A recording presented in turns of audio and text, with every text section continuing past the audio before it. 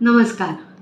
Doctor Aruna Dhere यांच्या काळोख आणि पाणी या पुस्तकाविषयी आज मी बोलणार आहे.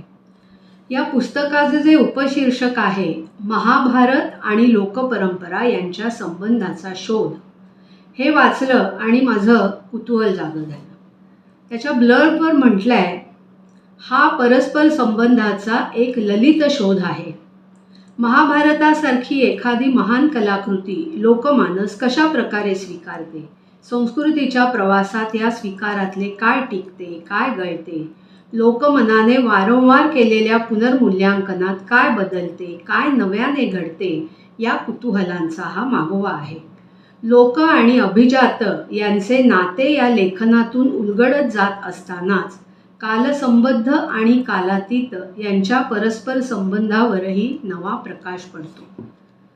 मला जे हे वाचून प्रश्न पडले त्याची उत्तरे मला या पुस्तकातच मिळाली. पहिल्याच भूमिका ह्या लेखात अरुणाताई म्हणतात, महाभारत हे आर्ष महाकाव्य. त्याला अभिजात असे कधीकधी आपण म्हणतो ते अक्षर साहित्य, क्लासिक या अर्थाने. ते आर्ष आहे म्हणून त्यामध्ये विदग्ध आणि लोक अशा दोन्ही परंपरा सामावलेल्या आहेत.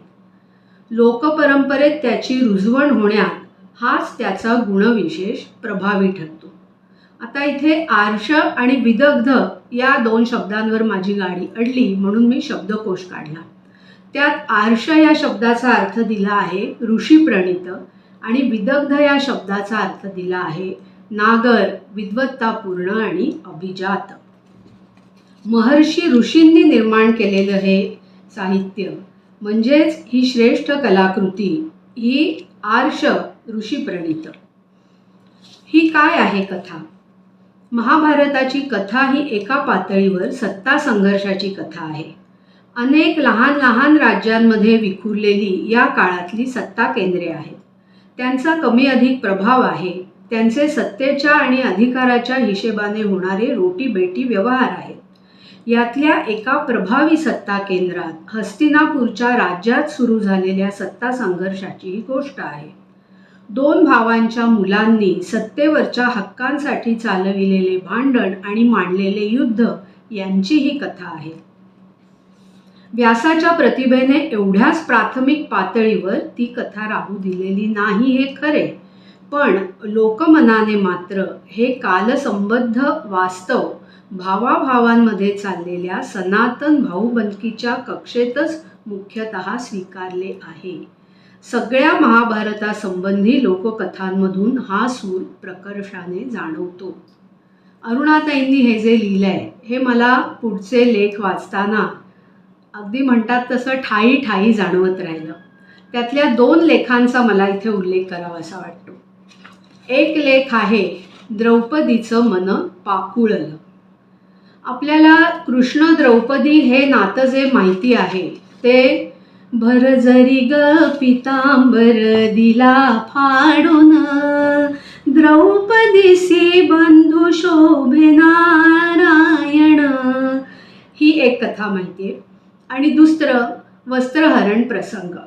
त्यात द्रौपदीची लज्जारक्षण हे कृष्णाने कसं केलं ते आपल्याला ठाऊक आहे.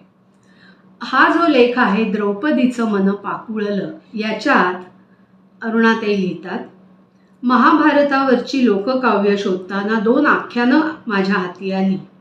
तशी ही गोंधळ्यांमध्ये आणि कीर्तनकारांमध्येही प्रचलित असणारी आख्यानं आहेत. एक द्रौपदी स्वयंवराचं आख्यान आणि दुसरं जांभूळ आख्यान.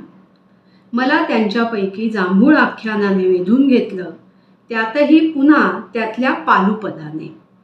कर्णाला पाहून द्रौपदीचं मन पाकुळलं हे ते पालुपद.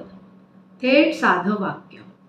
आता पाकुळलं ह्या शब्दापाशी पुन्हा माझी गाडी अडली, पण यावेळी मला शब्दकोशाचा आधार घ्यावा लागला नाही, कारण अरुणाताईंनी ते इतकं छान सविस्तर सांगितलं आहे. काय आहे पाकुळलं शब्द? या पालुपदाचं क्रियापद पहा. पाघळलं, व्याकुळलं आणि पाकोळी झालं इतक्या अर्थांना जाग आणणारा हा एकच शब्द. शिवाय त्याला स्वतःचीही एक स्वतंत्र अर्थवत्ता आहे. पाघळलं या शब्दाला येणारी किंचित सैलपणाची जाणीव आणि स्वत्वही विरघळून चाललं आहे असं जणू वाटायला लावणारा जरासा लघळ वास. व्याकुळलं या शब्दाच्या तळाशी हलणारी करुणेची सावळी छटा आणि पाकोळी झालं म्हणताना वाटणारा थोडा स्वच्छंदी नाचरेपणा, हे सगळं टाळून पाकुळलं हे क्रियापद स्वतःचा एक मर्मस्पर्शी भाव व्यक्त करते आहे असं मला वाटतं. किती छान अर्थ समजावून सांगितलाय ना. या कथेत काय आहे जांभूळ आख्यानात? कृष्ण शिष्टाई ही जेव्हा त्यांनी केली त्यावेळी कर्णाला पांडवांच्या बाजूला वळवण्याचा प्रयत्न कृष्णाने केला आणि त्यांनी कर्णाला मोह घातला द्रौपदीचा. तो म्हणाला, तू पांडव पक्षात ये, पहिला पांडव म्हणून तुला द्रौपदी मिळेल. ह्या एका वाक्यातून कितीतरी गोष्टी कशा बाहेर पडल्या, त्यातली गुंतागुंत काय आहे ती अरुणाताईंनी इथे छान लिहिली आहे. कृष्णाने जरी असा प्रस्ताव मांडला तरी कर्णाने तो अमान्य केला. अरुणाताई पुढे लिहितात, महाभारतातला हा सगळा भावनिक गुंता लोकपरंपरेला पेलणारा नाही, कारण कृष्णाने ह्या एका वाक्यातून कर्णाच्या मनात द्रौपदीविषयी जी अभिलाषा होती ती एक प्रकारे काढून टाकली, त्याला त्याच्यातून मोकळं केलं. आता लोकमनाचे खेळ मोठे विचित्र असतात. कर्णाच्या मनात द्रौपदीविषयी असेल ती अभिलाषा द्रौपदीच्या कर्णाबद्दलच्या वासनेत कशी काय रूपांतरित झाली असेल हे समजत नाही. असं मूळ वास्तवाचं स्वरूप हा म्हणता बदलून टाकणाऱ्या लोकधारणांचा लोकवाङ्मयातला संभार पाहिला की आपण अवाक होऊन जातो. काय केलंय लोकवाङ्मयाने या जांभूळ आख्यानात? कृष्णाने पांडवांना असं काही सांगून त्यांचं मन वळवलं आणि जांभूळ वनात तो त्यांना घेऊन गेला आणि द्रौपदीच्या मनात कर्णाविषयी जी अभिलाषा निर्माण झाली होती ती त्याने तिला त्या सत्याचा उच्चार करायला लावून हळुवारपणे काढून घेतली. म्हणजे मुळातच सच्चील आणि पतिनिष्ठ असलेल्या सरळ मनाच्या द्रौपदीच्या मनातला हा भावसुद्धा काढून तिचं मन त्याने पूर्णपणे शुद्ध केलं. हे कसं विलक्षण नातं कृष्ण आणि द्रौपदीचं महाभारतात आणि लोकवाङ्मयात आलं आहे. अजून एक कथा आहे, कुंतीचा नातू. आता कुंतीचा नातू म्हणजे कोण? तर पांडवांचे मुलगे. ह्याच्यात जो कुंतीचा नातू आला आहे तो आहे कर्ण आणि चंपावती यांचा मुलगा वृषकेतू. कर्णाच्या मृत्यूनंतर चंपावती एकटी एकल माता झाली. हे वाचताना असं लक्षात आलं की आताच्या काळात आपण एकल पालकत्व म्हणतो, त्या काळात दोन्हीकडचे एवढे सैनिक मारले गेले, म्हणजे किती एकल माता जन्माला आल्या असंच मी म्हणते, कारण त्यांना एकटेपणाने आपल्या मुलांना वाढवण्याची जबाबदारी त्यांच्या शिरावर येऊन पडली. चंपावतीच्या बाबतीतही तेच झालं. पण तिला जेव्हा वृषकेतूच्या आपल्या मुलाच्या मृत्यूची कुणकुण लागली, अर्जुनाच्या अस्त्राचा हा बळी ठरेल की काय अशी भीती वाटली, तेव्हा तिने आधी धाव घेतली धृतराष्ट्र आणि गांधारीकडे. पण त्यांनी तिला दाद दिली नाही. मग ती काय करणार? आईचं हृदय ते.